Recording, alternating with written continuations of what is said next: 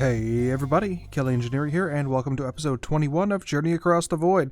In between episodes, I didn't really do much. I was just trying to troubleshoot the portal situation, and I am going to give up on the portal situation. I watched a whole bunch of videos about how they should work, and I don't know why I can't get it to work in my world. It may be a 1.12 problem. However, yeah, it just does not work for me. I removed all the crystals and put them in storage.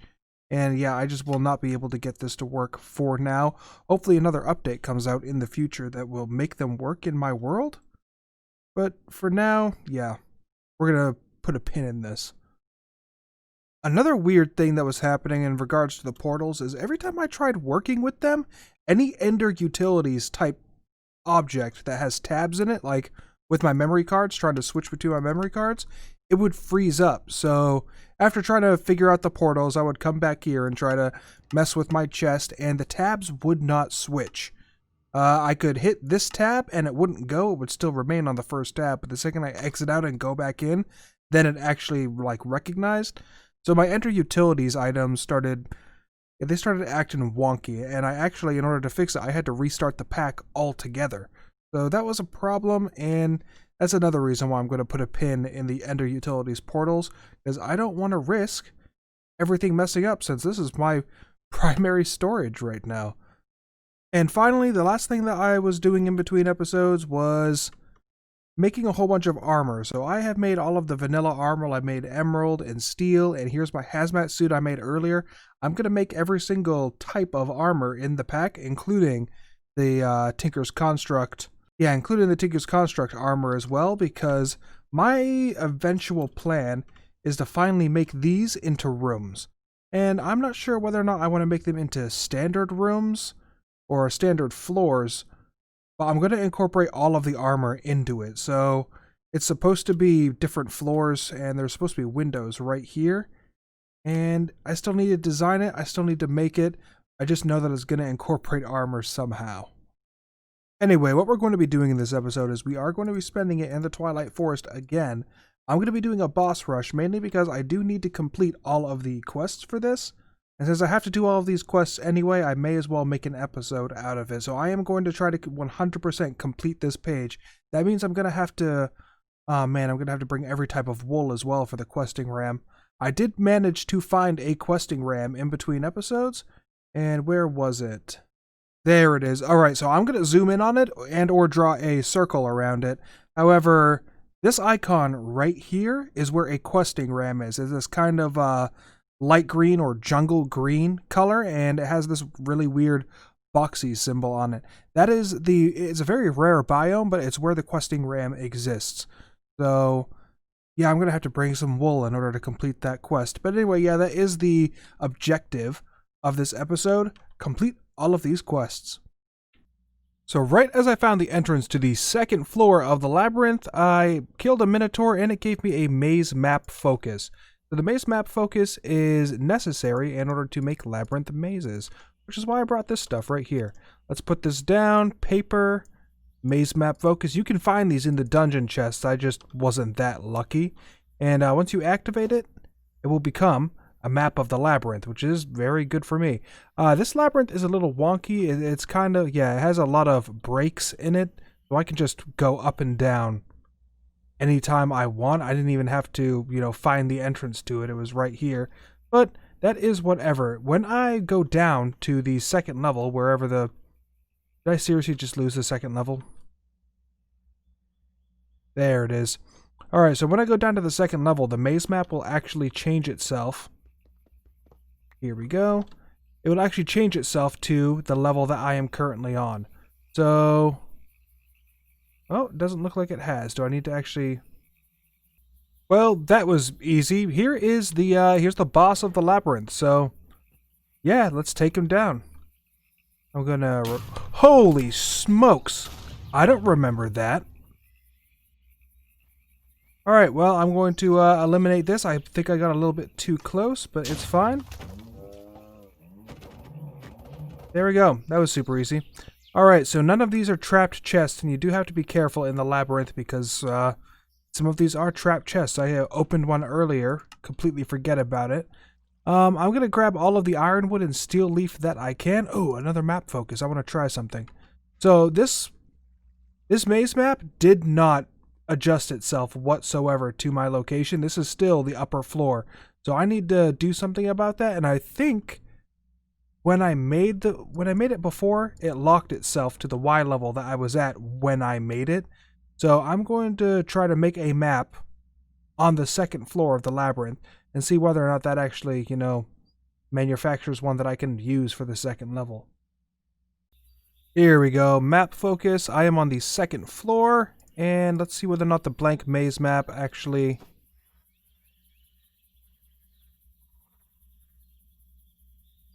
Nope, it is different. Okay, so let's see whether or not it matches.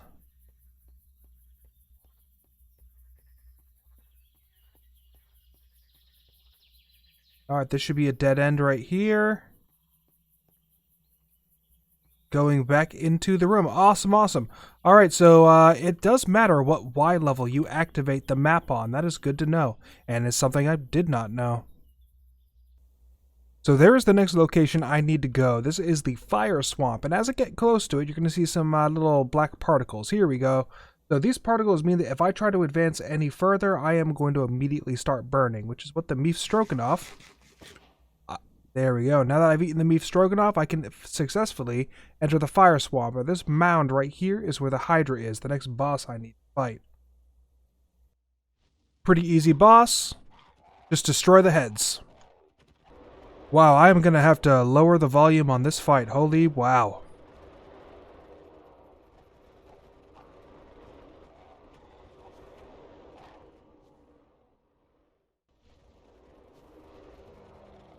Alright, there we go. Hydra is down. And you saw that I just kept destroying heads, and as I destroyed heads, it did damage to the body, and there we go. It was that easy. Now this is the Snow Queen's Tower, and I really didn't have to do anything. I killed the Yeti, I got more than enough Arctic fur, and the blizzard is no longer something I have to worry about.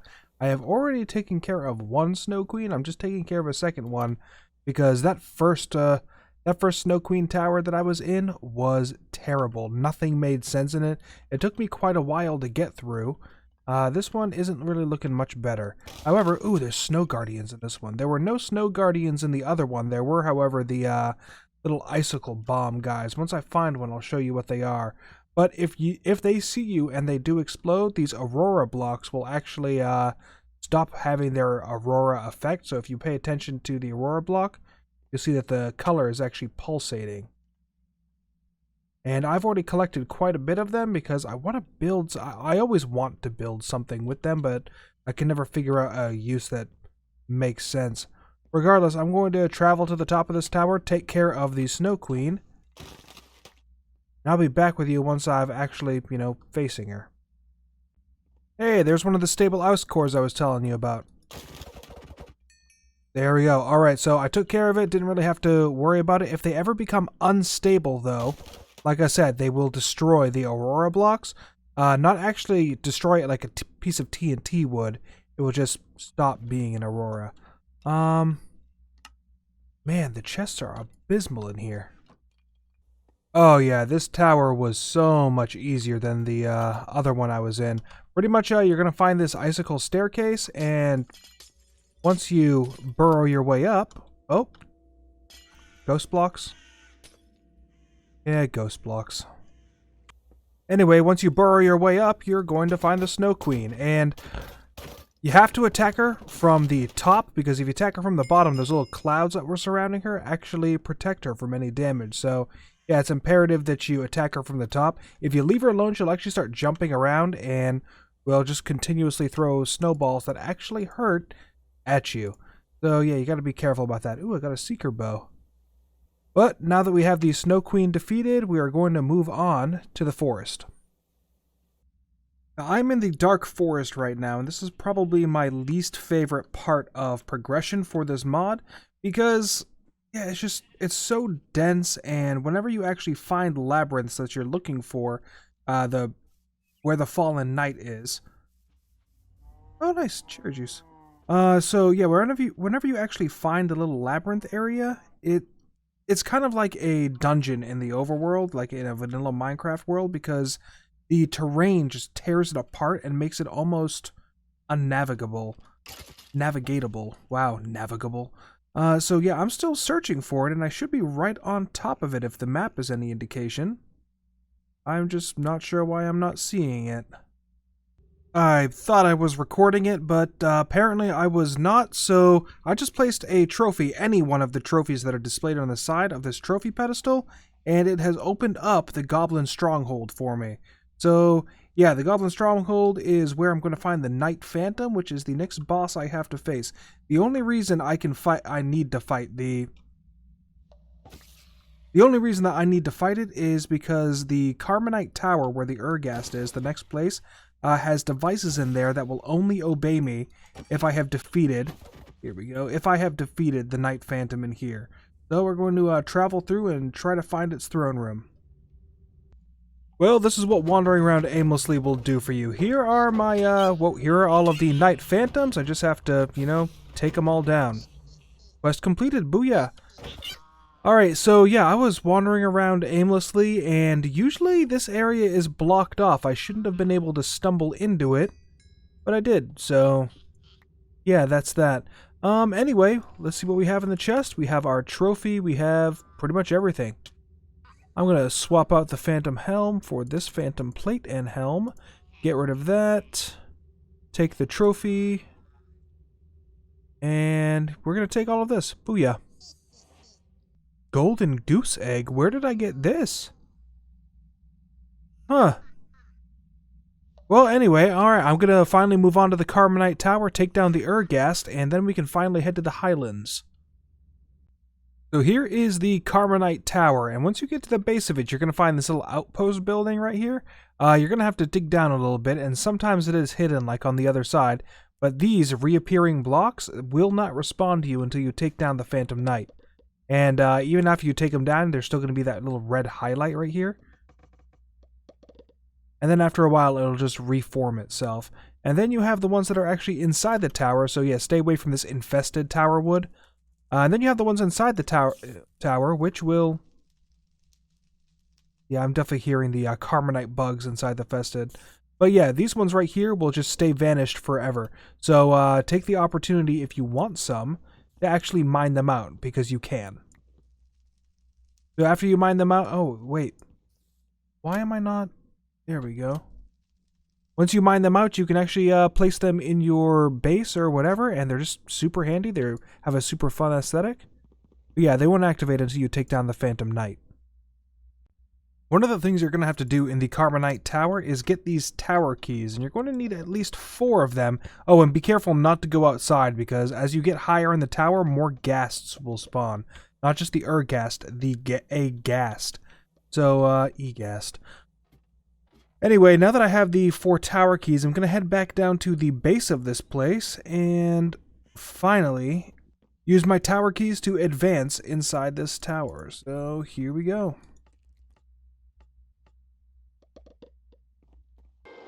Alright, after hearing this, I hope you understand why I'm not, why I didn't have the record button on for all of this. But Urgast is almost done. Oh, that sound is like nails on a chalkboard. Alright, so Urgast is now done. I actually have the master volume down to 8%, and it was still that loud. So now that I have that done, oh man, let's just collect all of these and get the heck out of here. Our next stop are these little islands right here, and on top of these islands there should be like giant facsimiles of me. There they are. So all I have to do is just kill them.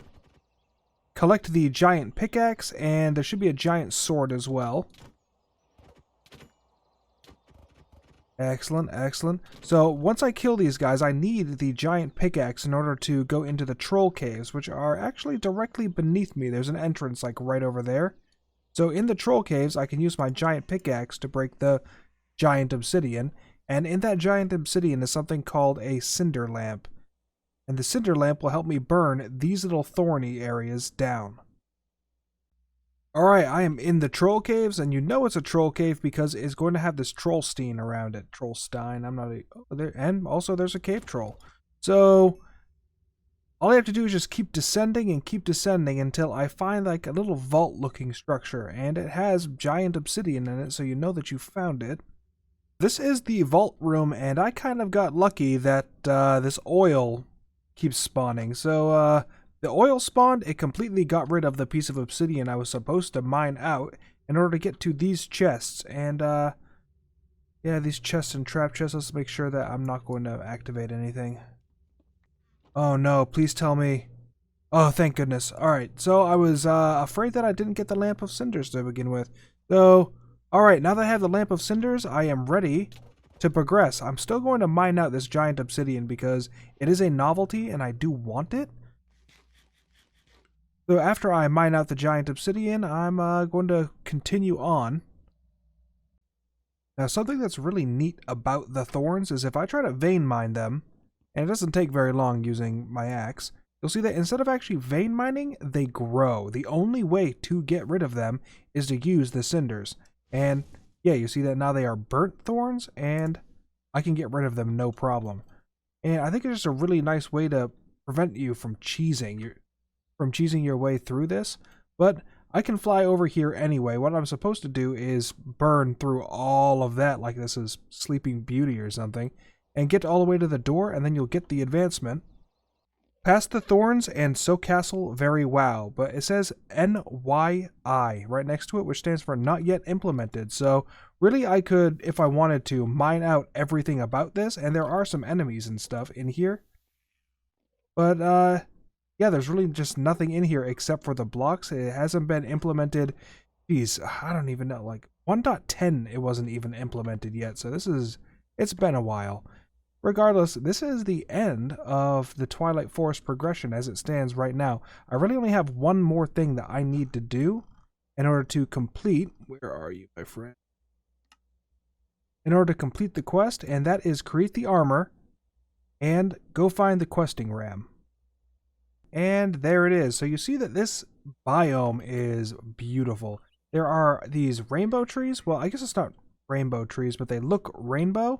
And then you actually have a rainbow oak right here. If you destroy these, you'll get the rainbow oak sapling if you want these trees scattered around your base or whatever. But where's the questing ram? I hear it, but I don't see it. There it is. Alright, so the questing ram, all I have to do... Whoa. This is supposed to have a wool color in the middle of it. I'm going to start by giving it a white piece of wool, and...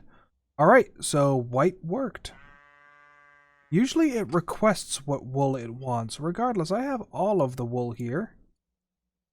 Yeah, alright, usually it requests, but I'm surprised it didn't. Oh well, now that I have all of the wood here, I'm just going to keep putting it into my inventory and feeding it. Once all 16 colors have been given to the ram, then the quest will be complete, and the ram will give you some diamond blocks. There we go.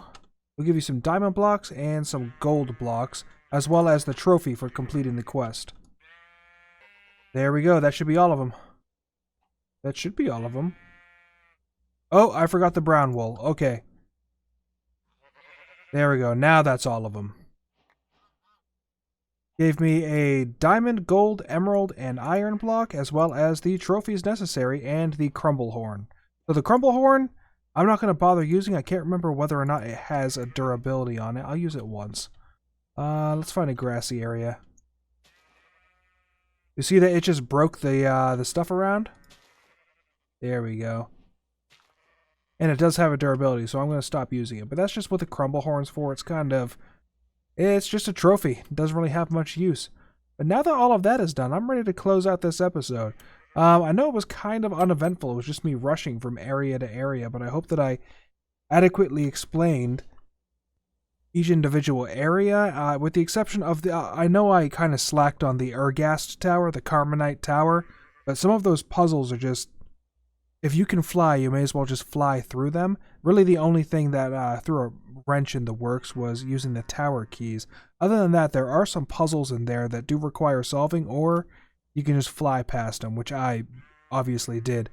But I am Kelly Engineering. Next episode, what we're going to do is we're actually going to get back into deep mob learning, because we're going to automate every single one of the data modules. I still need to go through and get all of the forest creatures. They are not self-aware. Oh, and the swamp creatures are not self-aware either. But at least Glacier and Darkwood are self-aware, and I'm going to automate everything in Deep Mob Learning next episode. So, yeah, I'll see you there. Bye-bye.